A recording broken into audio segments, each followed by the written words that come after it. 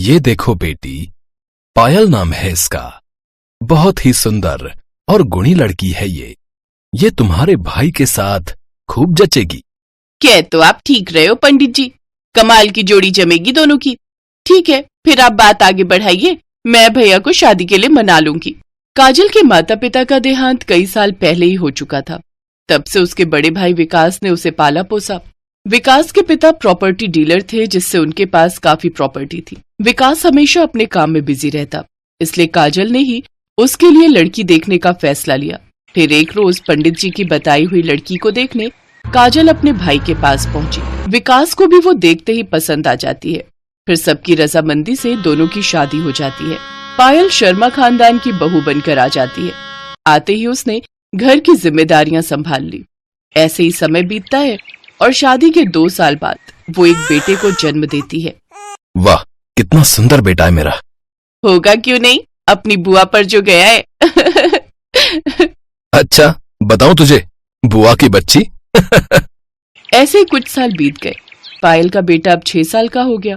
फिर एक रोज जब विकास काम से घर लौट रहा था तो उसकी गाड़ी का एक्सीडेंट हो गया और विकास की मौके पर ही मौत हो गई।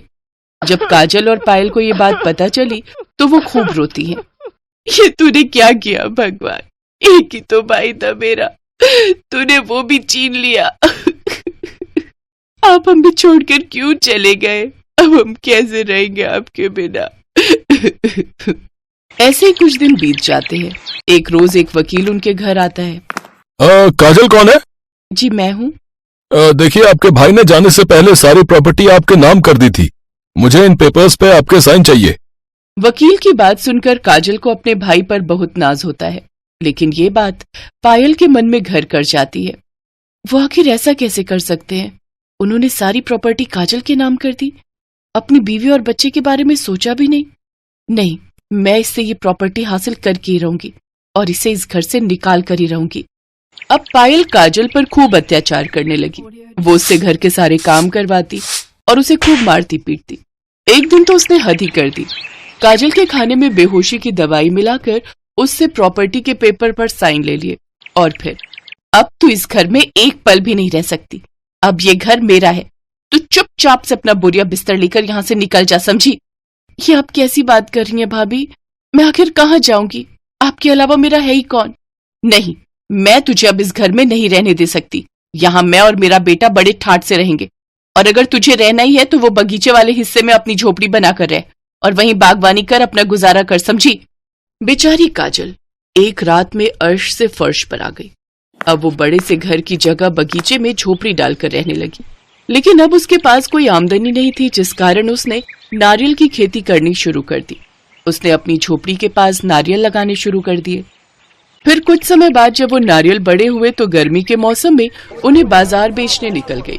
नारियल पानी ले लो, नारियल पानी, इस गर्मी में भी शरीर को रखे ठंडा, ऐसे गुणों वाला नारियल पानी। वो कड़ी धूप में ठेला लगाए खड़ी थी, तभी एक ग्राहक उसके पास आया।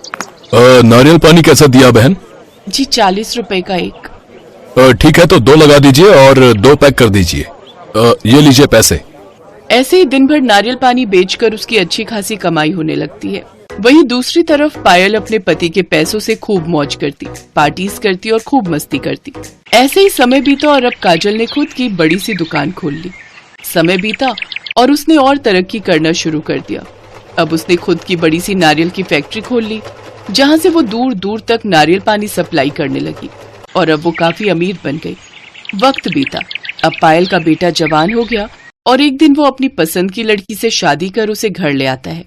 फिर उसके साथ भी बिल्कुल वैसा ही होता है जैसा उसने काजल के साथ किया था।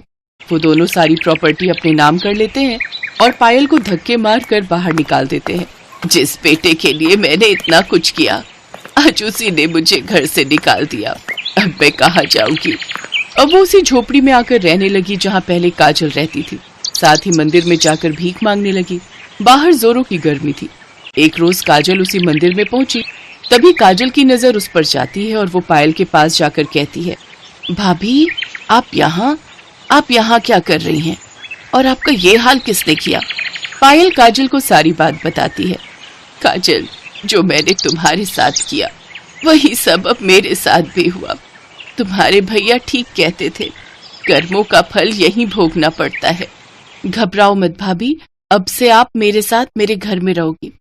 काजल पायल को अपने साथ अपने घर ले जाती है, साथ ही उसे अपनी फैक्ट्री में काम भी दे देती है, जिससे उसका खर्चा पानी चलने लगता है और अब वो काजल के साथ खुशी खुशी रहने लगती है।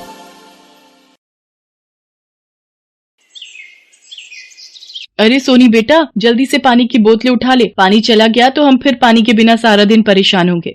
ठीक है माँ, आप मटका पकड़ लो, मैं बाल्टी और बोतलें पकड़ लूंगी।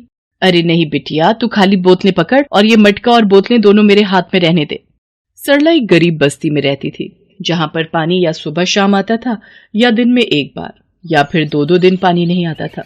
बस्ती वाले सब सुबह से लाइन में खड़े हो जाते थे और एक एक करके सब पानी भरते थे। कई बार तो सरला को पानी भरने जाने के लिए थोड़ी सी भी देर हो जाती तो पानी चला जाता था, इसलिए पानी के बिना गुजारा करने में बड़ी मुश्किल होती थी। अरे पानी की टंकी पर तो बहुत लंबी लाइन लगी है, जब तक हमारा नंबर आएगा तब तक तो पानी चला जाएगा, अब क्या करें? माँ, मुझे बहुत तेज प्यास लगी है, मुझे पानी पीना है। बेटा बस थोड़ी देर और सब्र करो, बस 3 लोगों के बाद हमारा ही नंबर है। गर्मी के दिन और ऊपर से पानी की किल्लत, ये किसी भी गरीब को सबसे ज्यादा परेशान करती है। बूंद बूंद पानी के लिए भी बेचारे बहुत परेशान होते हैं और ऐसा ही हुआ जब सरला का नंबर आया, तब तक पानी जा चुका था। अरे पानी तो चला गया, अब क्या करेंगे? आशा भाभी के हाथ में पानी की भरी हुई बाल्टी, ये कहाँ से भरकर लाई हैं? एक बार इनसे पूछती हूँ। अरे आशा भाभी, आप ये पानी कहाँ से भरकर ला रही हो? वो मेन रोड पर टैंकर आया है पानी का, तो सब लोग वहीं से पानी भर रहे हैं, मैंने भी ये बाल्टी वहीं से भरी है। सोनी बेटा, चल एक बार सड़क पर जाकर देखते हैं, पानी का टैंकर अभी खड़ा होगा, हम पानी वहाँ से भर लेंगे। माँ, फिर तो हम जल्दी जल्दी चलते हैं, कहीं ऐसा ना हो पानी का टैंकर भी चला जाए। बेचारी सरला और सोनी हाथों में मटका, बाल्टी और पानी की बोतलें उठाए दौड़ती हुई सड़क पर जाती हैं। भैया, यहाँ पर एक पानी का टैंकर खड़ा था ना, वो कहाँ गया? वो टैंकर तो कब का चला गया। गर्मी की वजह से सबको पानी की बहुत जरूरत पड़ती है। जब बस्ती वालों को पता चला कि यहाँ पानी का टैंकर खड़ा हुआ है तो सब लोगों ने यहाँ भीड़ लगा दी थी। कुछ ही देर में पानी का टैंकर खाली हो गया। माँ, अब हम क्या करेंगे? मेरा प्यास से गला सूख रहा है। एक काम करते हैं, अभी मैं मालकिन के घर जा रही हूँ, तू मेरे साथ चल, मैं तुझे वहीं से पानी पिला दूंगी और थोड़ा पानी घर के लिए भी भर कर दे दूंगी, फिर तू घर चली आना। सरला सोनी को अपने साथ काम पर ले जाती है। अच्छा हुआ सरला आंटी आप आ गए, मैंने बालकनी में स्विमिंग पूल तैयार कर लिया है, उसमें पाइप लगा दो, पानी भर जाएगा। मॉम, आज मेरे कुछ दोस्त आने वाले हैं तो हम लोग पूल पार्टी करेंगे। संजू बेटा, तुम्हें पता है गर्मी के दिनों में पानी की कितनी परेशानी होती है और तुम ये पूल पार्टी कर रहे हो। पता नहीं, आप तो हर समय बच्चों को टोकते ही रहते हो। खुला पानी आता है, जब मर्जी मोटर चला लो। अब अपने बच्चों को छोटी छोटी चीजों के लिए टोकना बंद करो। संजू बेटा, तुम स्विमिंग पूल को अच्छे से पूरा भर लो, पानी की कोई टेंशन नहीं है। सरला, जरा मोटर का बटन दबा दो। संजू बाथिंग पूल में पाइप लगाकर अपने कमरे में चला जाता है और फोन पर बात करने लगता है। इतनी देर में पूल पानी से भर जाता है और उसमें से पानी बाहर गिरने लगता है संजू भैया पूल में पानी चलाकर भूल गए हैं, सारा पानी बाहर गिरकर खराब हो रहा है, नल बंद कर देती हूँ। सोनी, ये क्या बदतमीजी है, तुमने नल बंद क्यों किया? तुम्हें पता नहीं है पूल में पानी भर रहा है? संजू भैया, मैंने इसलिए नल बंद कर दिया क्योंकि पानी बह रहा था। बह रहा था तो तुम्हें इससे क्या? तुम गरीब लोगों को खुला पानी देखने को नहीं मिलता, पर हम लोग अमीर हैं, हमारे घर में पानी की कोई कमी नहीं है। संजू, ये क्या तमीज है? इस तरह किसी से बात करते हैं? और तुम भी तो नल को खुला छोड़ गए थे, क्या ये बात सही है? जाओ सोनी बेटा, अपना काम करो। और ये प्रिया कहाँ है? किचन में है, अपने लिए पास्ता बना रही है। बीबी जी, सिंक में पानी का नल चल रहा है। तो चलने दो, कुछ नहीं होता, जरा सा पानी बह भी जाए तो। अब इन बच्चों को समझाने के लिए मुझे ही कुछ करना होगा।